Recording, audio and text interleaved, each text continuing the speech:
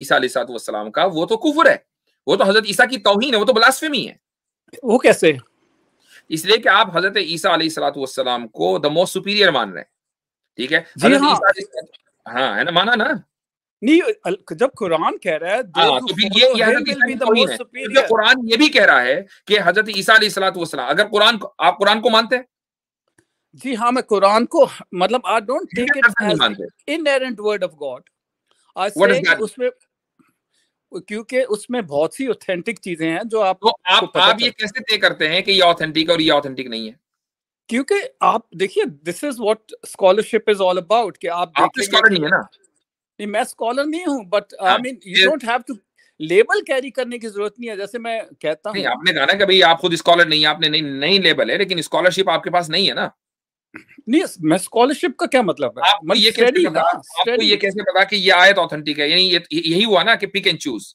इसको कहते हैं कि जो मुझे पसंद आए वो लूंगा कुरान में से, वरना नहीं लूंगा। मिसाल के तौर पर, कि जब कुरान ये कहता है कि वइज़ क़ाल अल्लाहु या ईसा इब्न मरियम अंत क़ुल्त लिन्नास इत्तखिज़ूनी व उम्मी इलाहैनि मिन दूनिल्लाह, इस आयत को मानते हैं आप? सूरह माइदा की। हाँ, मानता हूँ कुछ, मतलब बेसिकली, लेकिन एट सेम टाइम तो जो अब इस आयत दूसरी का तर्जुमा आयतें बता हैं देता हूँ कि जब अल्लाह हजरत ईसा से ये कहेगा कि ईसा इब्न मरियम, क्या उन्हें, आपने ये कहा था लोगों को कि मुझे और मेरी माँ को खुदा को छोड़कर माबूद बना लेना? क़ाला सुब्हानक मा यकूनु ली अन अक़ूला मा लैसा ली बिहक़। हजरत ईसा कहेंगे कि पाक है तेरी जात, मेरे लिए ये कहाँ ज़ेबा देता है कि मैं ऐसी बात कहूँ जो हक नहीं है। इन कुन्तु क़ुल्तुहु फ़क़द अलिमता, अगर मैं ये कहता तो आपको मालूम होता। तालमु मा फ़ी नफ़्सी वला अअलमु मा फ़ी नफ़्सिक, आप जो कुछ मेरे दिल में है जानते हैं, जो कुछ आप जानते हैं मैं नहीं जानता। इन्नका अंत अल्लामुल गुयूब, मैंने तो उस चीज का हुक्म दिया, मा क़ुल्तु लहुम इल्ला मा अमरतनी बिही, कि जिस चीज का आपने हुक्म दिया मैंने तो वही बात कही। और वो बात क्या थी? अन अअबुदुल्लाह रब्बी व रब्बकुम, कि मेरे और तुम्हारे रब की इबादत करो और किसी और की इबादत ना करो। मुझे बताएं कि इस वर्जन को आप मानते हैं कि नहीं मानते? हाँ मानता हूँ, बिल्कुल मानता ठीक हूँ। है। उसके बाद आगे कहता है वकुन्तु अलैहिम शहीदम मा दुम्तु फीहिम, कि मैं उस वक्त तक के इन लोगों के ऊपर गवाह रहा जब तक कि मैं इनके दरमियान बाकी रहा। फलम्मा तवफ़्फ़ैतनी कुन्त अंत रक़ीब अलैहिम व अंत अला कुल्लि शैइन शहीद, कि जब आपने मुझे वफात दे दी या आपने मुझे उठा लिया, आपने मुझे रेस कर लिया, कुन्त अंत रक़ीबा, अब आप निगरां हो गए थे, व अंत अला कुल्लि शैइन शहीद। इन तुअज़्ज़िबहुम, अब अगर आप इनको अजाब देंगे तो आपका हक है, फ़इन्नहुम इबादुक व इन तग़फ़िर लहुम फ़इन्नका अंतल अज़ीज़ुल हकीम, और अगर आप मग़फ़िरत कर देंगे तो आप बड़े ताकतवर हैं और रहम वाले हैं। क्या मतलब है? ये वो लोग हैं कि जिन्होंने हजरत ईसा को हजरत ईसा के जाने के बाद हजरत ईसा की इत्तिबा करने की कोशिश की, ये कहा कि हम हजरत ईसा को मानते हैं, लेकिन उनके बारे में हजरत ईसा ये कह रहे हैं कि इनको अगर अल्लाह तू अजाब देगा तो तेरा हक है, अजाब देना अल्लाह का हक है। उनको जो कहते हैं कि हम मसीही थे हजरत ईसा के जाने के बाद, जी इसको मानते हैं? जी देखिए, हाँ, जो देखिए किसी भी रिलीजन में जब एक्सेसिवनेस आ जाए, जैसे मैं कहता हूँ क्रिश्चियनिटी का सबसे बड़ा ब्लंडर ये है कि उन्होंने हजरत ईसा को खुदा बना लिया। ठीक है, ये तो आपने क्या बनाया? आपने क्या बनाया? चलो मैं ईसाई को उसको छोड़ो। हाँ, मैं उसको मसाया मानता हूँ, मसाया ऑफ भाई मैनकाइंड। मसीह, भाई वो तो सब सारी दुनिया में सब मानते हैं। मसाया का मतलब क्या है? आप हजरत ईसा को अल्लाह का रसूल मानते हैं? मैं उनको सिर्फ रसूल नहीं मानता, अच्छा, मैं क्या उनको मानते हैं? मसाया मानता हूँ। रसूल मसाया तो का क्या बहुत है, मतलब है? One who has been anointed to save mankind. इसका ये आपने कहां से निकाला? मसाया का लफ्ज कहां से आया? मसीह से आया ना, अरबी लफ्ज है। जी जी जी जी जी जी। अच्छा, मसीह के माने क्या है? The anointed one, the appointed one, the anointed one, या अपॉइंटेड वन भी कह लें अनॉइंटेड चलो, या अपॉइंटेड? दोनों कह लें, दोनों ठीक है, अपॉइंटेड वन।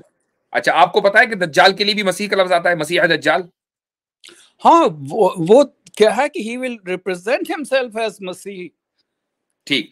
तो अब अगर हजरत ईसा के लिए मसीह का लफ्ज है, और यकीनन है हजरत मसीह का लफ्ज, लफ्ज मसीह हजरत ईसा के लिए इस्तेमाल हुआ है, और हजरत ईसा को अपॉइंट किया गया है, जिस तरीके मसीह से का मतलब क्या, जरा एक्सप्लेन कीजिए प्लीज। उसका लफ्जी तर्जुमा है पूरी जमीन में फिरने वाला, क्योंकि हजरत ईसा अलैहिस्सलाम पूरी जमीन में फिरेंगे नाजिल होने के बाद दोबारा अपनी दूसरी सेकंड कमिंग में, और दुनिया को अदल और इंसाफ से भर देंगे, हदीस के अंदर मौजूद है, और सलीब को तोड़ देंगे, खिंजीर को कत्ल कर देंगे। हजरत ईसा अलैहिस्सलाम और तमाम अहले किताब जो आज हैं वो हजरत ईसा अलैहिस्सलाम के थ्रू इस्लाम में दाखिल हो जाएंगे। ये अगर अगर ये मतलब है कि हजरत ईसा अलैहिस्सलाम इस तरीके से इंसानियत को की हिफाजत करेंगे, इंसानियत को बचा लेंगे, तो बिल्कुल मेरे और आप में कोई इख्तिलाफ नहीं है।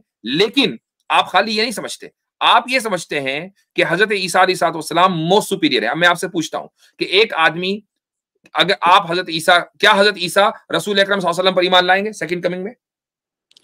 वो उन पे ईमान लाएंगे? क्या मतलब? क्या वो हजरत रसूल अकरम सल्लल्लाहु अलैहि वसल्लम के उम्मती होंगे या नहीं? नहीं, बल्कि हजरत मोहम्मद सल्लल्लाहु अलैहि उनके उम्मती होंगे। हाँ, यहाँ गड़बड़, यहाँ मार दी आपने डंडी। अब मुझे एक बात बताएं, अब देखें ये है डंडी। अब मुझे बताएं कि कुरान में हजरत ईसा अलैहिस्सलातु वस्सलाम की सेकंड कमिंग की बात कहाँ लिखी है? कुरान पे बात हो रही है ना, तो कुरान में बताइए किधर लिखी है? सेकंड नहीं, आप उस पे बात कीजिएगा, मैं इसमें कुछ गलत किस्म की इंफॉर्मेशन नहीं देना चाहता, प्लीज गो अहेड। मैं आपसे पूछ रहा हूँ, आपने कहा भाई स्कॉलरशिप के लिए टाइटल होना जरूरी नहीं, तो I am assuming you are a scholar. तो जब आप स्कॉलर हैं तो मुझे बताएं कि कुरान में सेकंड कमिंग कहाँ लिखी है हजरत ईसा की? Blessed is the day when I was born, blessed is the day when I'll die, and blessed is the day when I'll be resurrected. उसके बाद second coming क्या, I'm not totally sure. हजरत ईसा दोबारा आएंगे दुनिया में या नहीं? हाँ जी, हाँ आएंगे, जरूर आएंगे। कहाँ लिखा कुरान में? I don't have the reference right way. वो है ही नहीं कुरान में। ये तो अहादीस मुतवातिरा से साबित है ना, मुतवातिर अहादीस से साबित है, कुरान में तो नहीं है इसका जिक्र कि हजरत ईसा आएंगे। देखिए ना, इसमें अच्छा, है तो अब आपने तो अच्छा, अब मुझे एक बात बताएं, आएंगे कहाँ से उठाया ये अकीदा? ये देखिए, बात सुनिए, आपने अभी एक रेफरेंस कोट किया, मेरे रेफरेंस को छोड़ दीजिए अभी, हम आपकी एपिस्टेमोलॉजी बात, आप ये कह रहे हैं कि हजरत ईसा आएंगे दोबारा, कुरान का आपको पता नहीं है कि नहीं, आपको पता कैसे चला कि आएंगे? How do you know? देखिए बात सुनिए, अभी आपने एक रेफरेंस कोट किया कि अल्लाह ताला उनसे पूछेंगे कि क्या तूने क़यामत के दिन होगा। ठीक है, ये तो कौन होगा इस क़यामत के दिन? इधर हजरत ईसा होंगे। ये क़यामत के दिन, सेकंड कमिंग की बात हो रही है ना, ये क़यामत के दिन होगा भाई। हजरत ईसा तो जा चुके हैं ना, अभी तो हमारे दरमियान मौजूद नहीं है। अभी एक अलग मसला है कि वो कुछ लोग ये कहते हैं कि नहीं जी उनका इंतकाल हो गया, हमारा अकीदा है कि नहीं, उनको रेस किया गया, वो रेस करने के बाद इस दुनिया में दोबारा आएंगे। अब मुझे बताएं कि दोबारा आने का जिक्र कुरान में कहाँ है? आपने कहा नहीं है तो नहीं है। ठीक, आपको कैसे पता? आपने कहा आएंगे, हाउ डू यू नो? क्योंकि बहुत सी हदीसेस भी बात करती हैं और बाइबल बात करती है। तो आपको कैसे पता? आपने किस बुनियाद पर यह अकीदा लिया? मैं तो दोनों स्क्रिप्चर्स को कोट करता हूं, बाइबल को भी और कुरान को भी। तो आपने बाइबल की बुनियाद पर यह अकीदा लिया कि हजरत ईसा दोबारा आएंगे? जी जी, supported by various Muslim belief. अच्छा, हदीसों की बुनियाद पर भी अकीदा है जो ऑथेंटिक हैं उन पे ऑफ कोर्स। अब ऑथेंटिक हदीस में ये लिखा कि हजरत ईसा आएंगे और रसूल अकरम सल्लल्लाहु अलैहि वसल्लम के उम्मती होंगे, अब इसको आप क्यों नहीं मानते? देखिए बात यह है कि उम्मती कैसे होंगे जब हजरत रसूल अल्लाह को ये अल्लाह ताला फरमाते हैं कि ये कहो, I do not know what's going to happen to me or to you। तो मतलब इतनी ऑनेस्टी कहाँ से मिलेगी?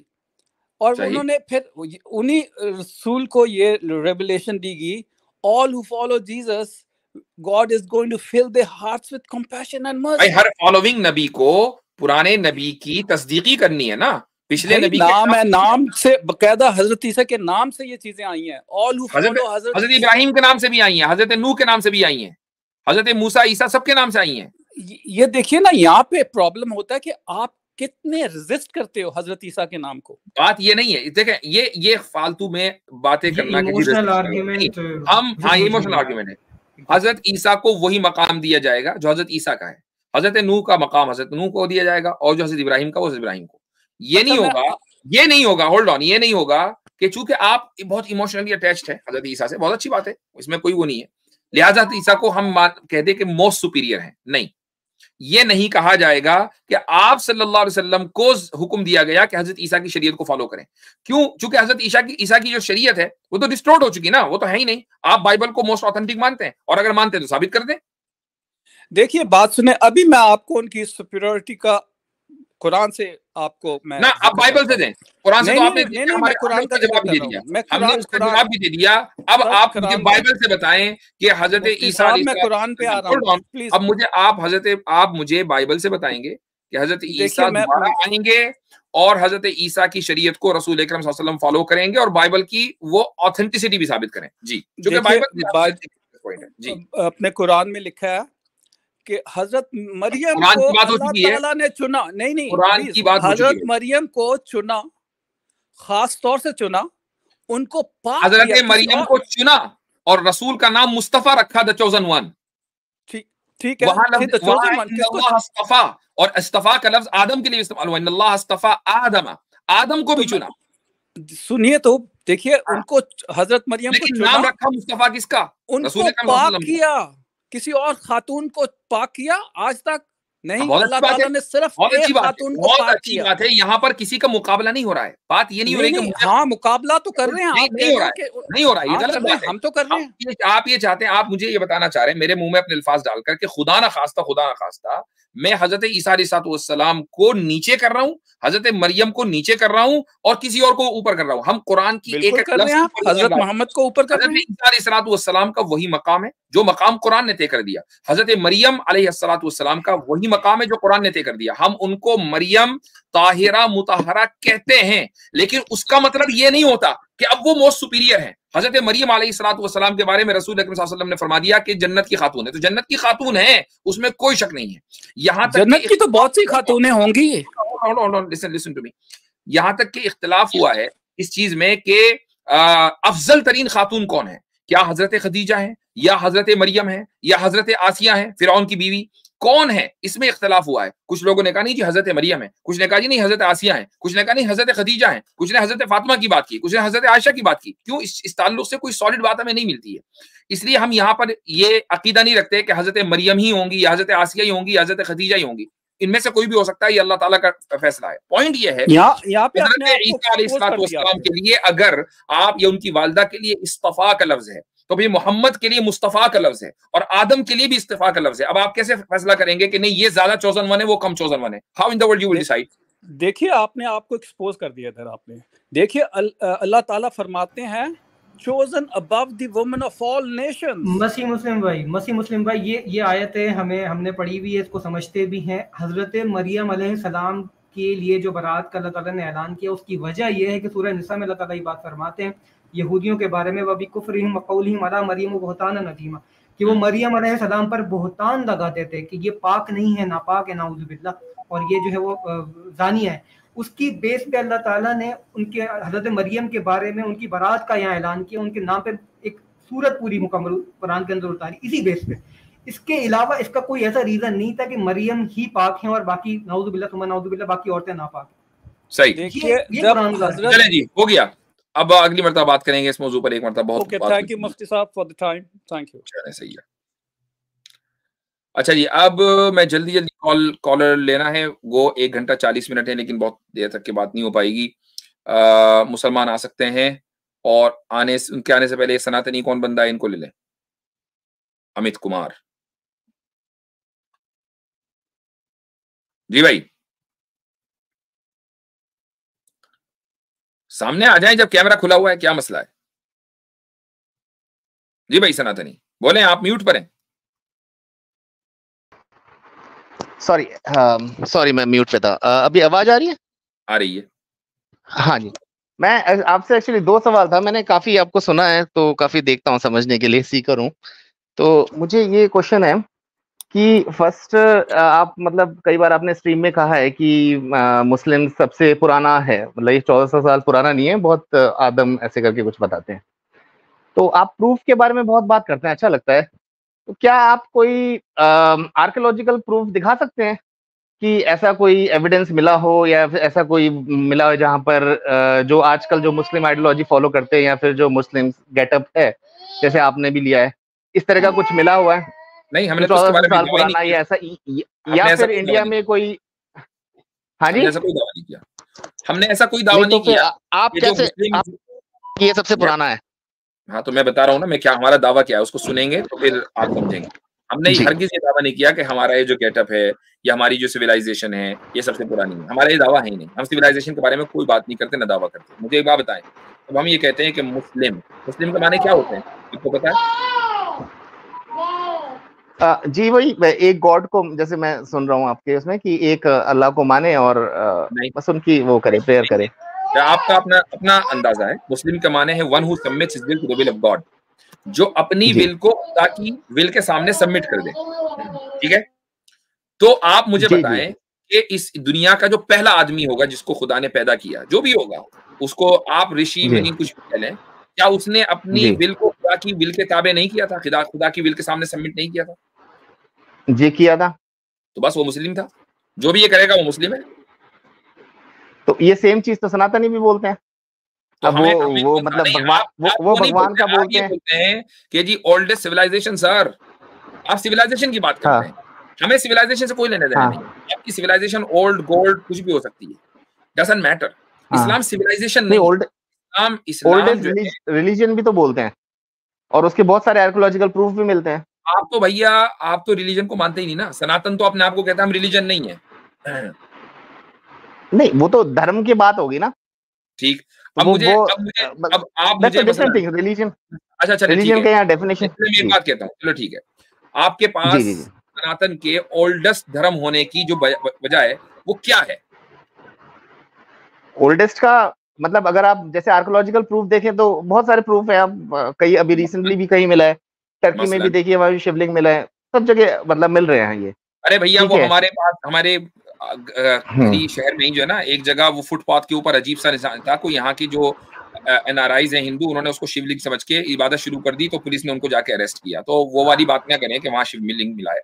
तो बात ये नहीं है, उसको आर्कियोलॉजिकल नहीं सबूत नहीं है, वो आपकी आस्था है। ठीक है, मैं सबूत कहता हूँ। सबूत ये है कि मसलन आपके धर्म की बुनियाद है संस्कृत, ठीक है, या कोई और जबान है? जी, संस्कृत है, संस्कृत।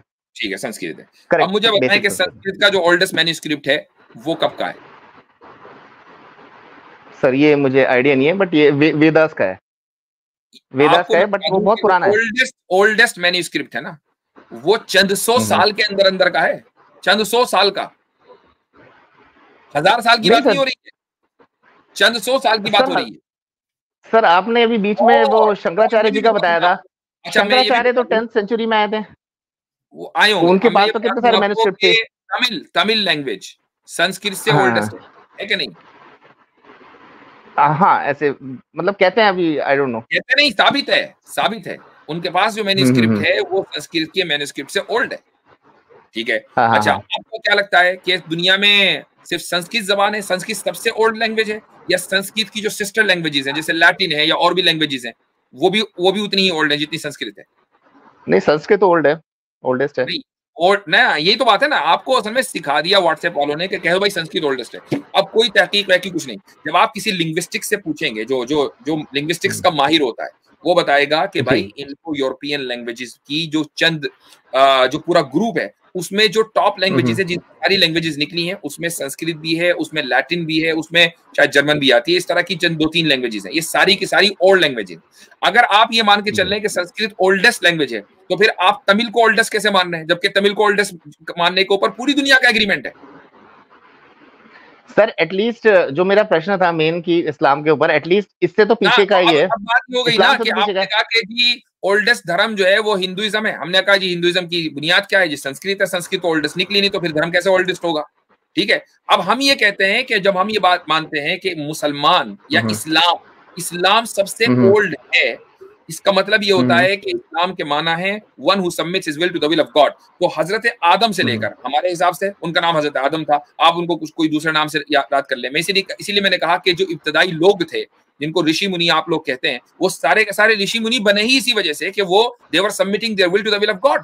तो इस और लिहाजा वो इस्लाम को फॉलो कर रहे थे। आपने बाद में जाकर चीजें बदल दी और ये कहा कि ये ओल्डेस्ट सिविलाइजेशन है। ठीक है, होती रहो। अगर मान लीजिए कोई चीज ओल्ड है तो क्या वो लेजिटिमेट है? क्या ओल्ड होना लेजिटिमेट बताता है?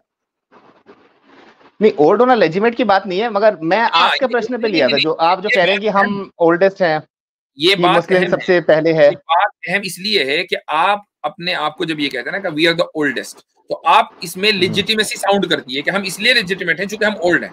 मुझे बताएं कि क्या ओल्ड होना किसी चीज की लेजिटिमेसी को प्रूव करता है? नहीं, फिर आप ये कह रहे हैं कि हम न्यू हैं।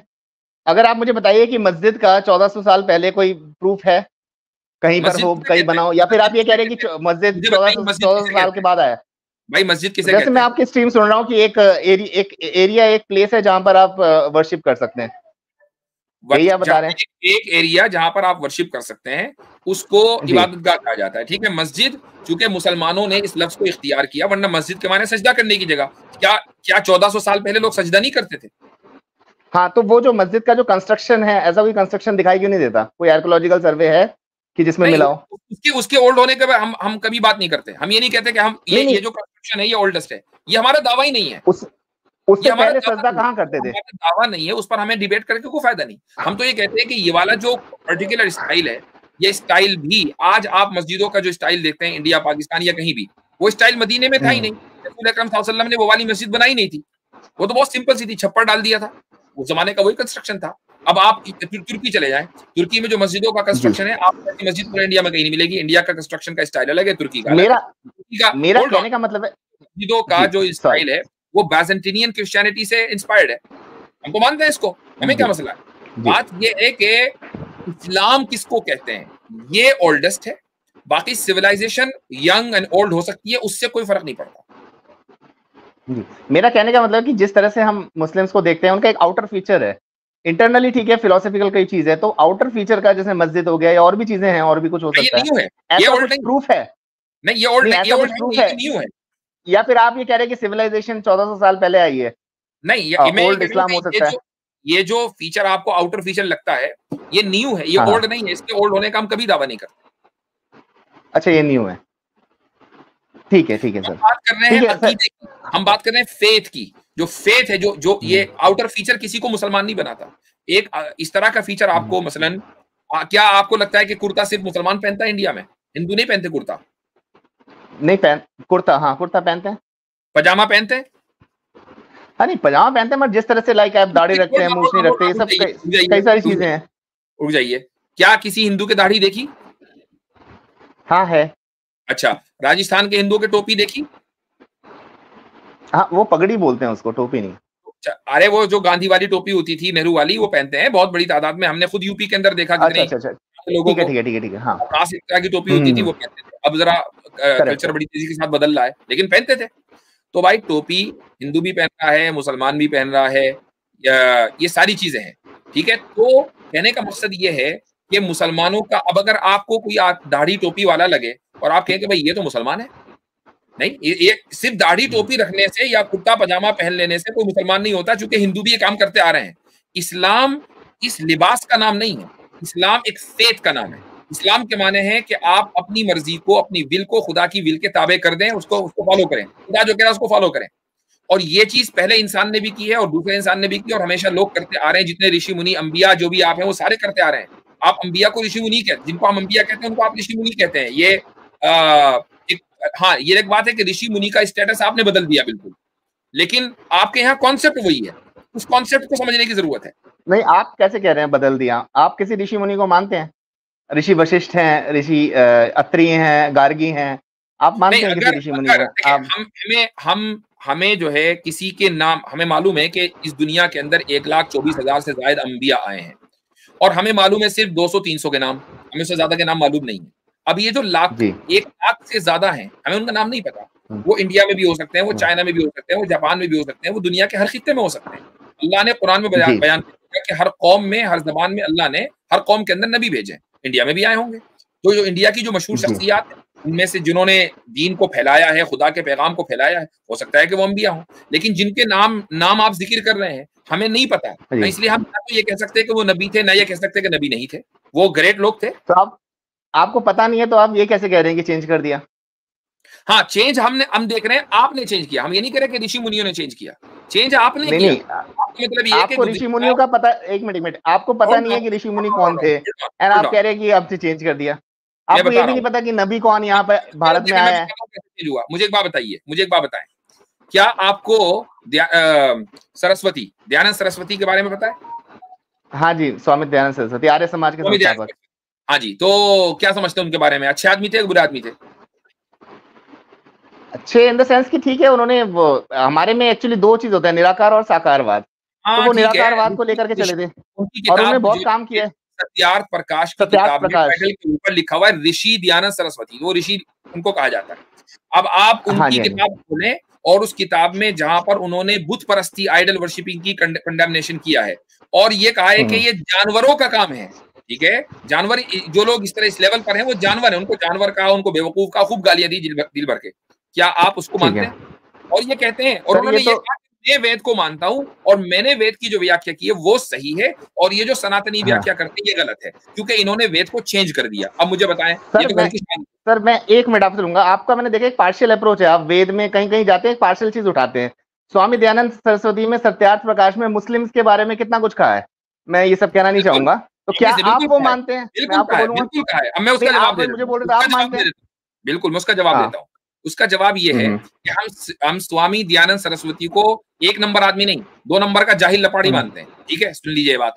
आप उसको एक अजीम आदमी मान रहे हैं, तो आपके नजदीक वो अजीम आदमी है। उस अजीम आदमी ने अगर आपको कंडेम किया है तो आपको उसकी कंडेमनेशन को मानना पड़ेगा। हम तो उसको अजीम आदमी मानते ही नहीं, तो अगर वो कंडेम कर रहा है हम तो नहीं मानेंगे उसको, क्योंकि उसको मानने के लिए उसको ये जरूरी है कि हम पहले उसको अजीम माने। हम नहीं मानते उसको।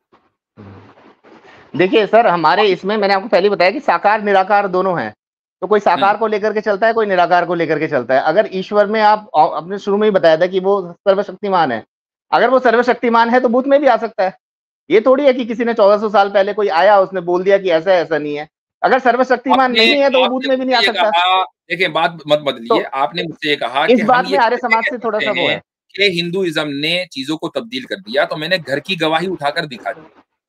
अब आप ये कहें कि ये गवाह झूठा है तो बात माने सर। आपके इसमें आपने कुछ बुक्स के रेफरेंस दे रहे थे आप स्टार्टिंग में, तो आप बोल रहे थे कि ये फलाना कोई मुस्लिम है, हम इसकी मानते नहीं है। तो आपके मुस्लिम में भी तो डिफरेंट आइडियोलॉजी है, तो क्या आपके लोग उसको चेंज कर रहे हैं? आप स्वामी दयानंद सरस्वती को झूठा मान रहे हैं?